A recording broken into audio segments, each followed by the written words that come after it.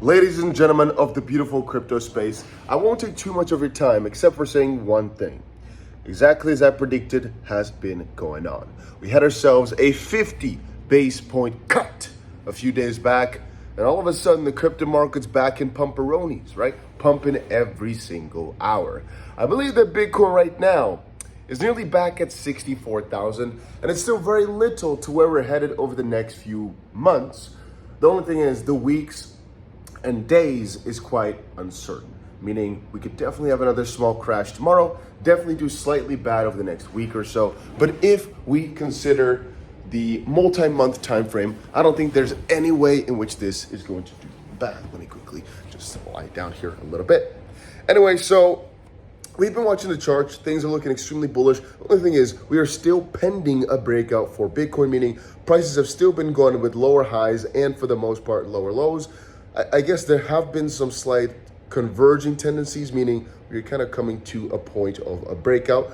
We're expecting though that the breakout is going to be towards the upside for the most part because of the Fed rate cuts. A few things have happened over the past few days. There have been some hacks that were quite relevant, but to be honest with you, it's not that big a deal to cover anymore. Some platform got hacked. It happens so many times right now. Hey, and by the way, slightly over on the left, you can see the F1. And here, I think these guys might just be full on watching me. There's no balcony there.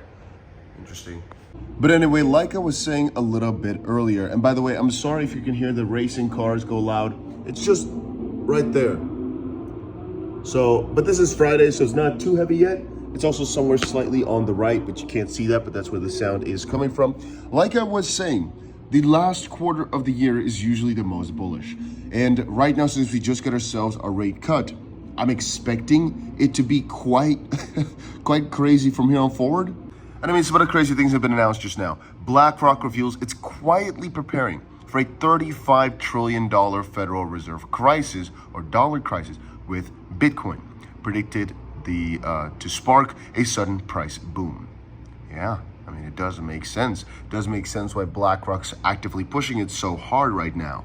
This I've not gotten into fully. Is actually one of the only posts I've seen about it, that BingX is getting drained roughly 6 hours ago, but no major news outlets posting about it just quite yet. 𝗵𝗫𝗀𝗃. So can't say too much about it just quite yet. Performing assets. I'm going to have to sell my house, my kids, my whatever. They're non-performing assets. I'm going to have. That's what he asked basically. What can you do if you run out of money, to buy more Bitcoin? Sell everything.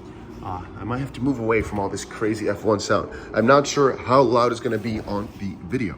So we also had Kobe say a little bit ago, unironically, it has not even started yet talking about the bull market and the crazy price movements that are still about to happen. Regardless, we also had one guy turn 28 bucks to 125K with the Memecoin. Memecoins are extremely hot right now. We'll talk about it a little bit later more because I have a Memecoin video coming up soon, I think.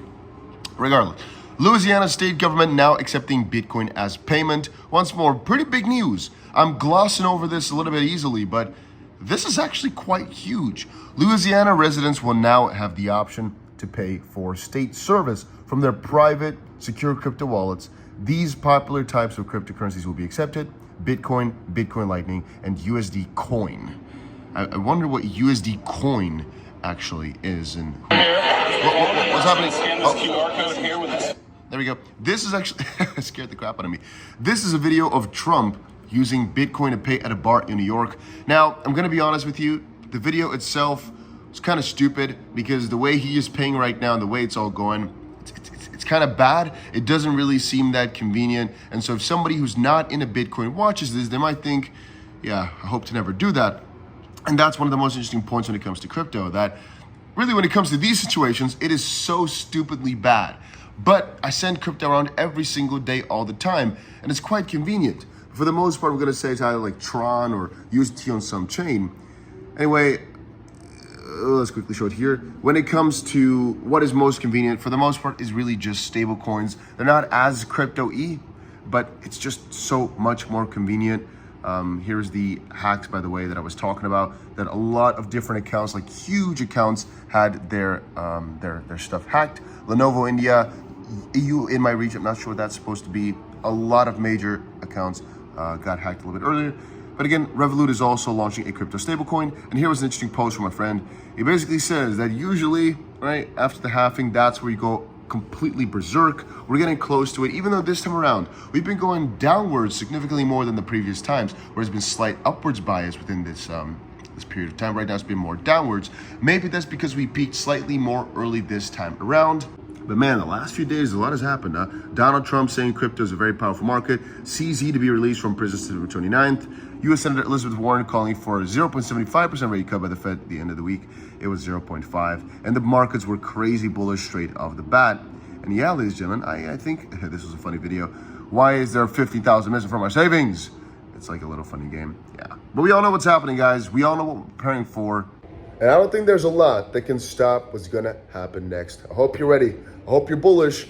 If things start crumbling down here a little bit, you don't blame me. It's just that I've been warning you guys for a very bullish reaction if we get more than the expected 25 base point cut.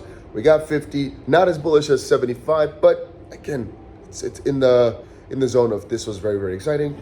And once more, it's not only exciting for right now, but also for the economy going forward, as most likely we're still on a little low pit, right? If you're cooking something and you put the freaking fire on, we're on a stove, right? We're just slightly inclined, right? We can go full force, but we're not there just quite yet. I'm excited. Hopefully you guys are too.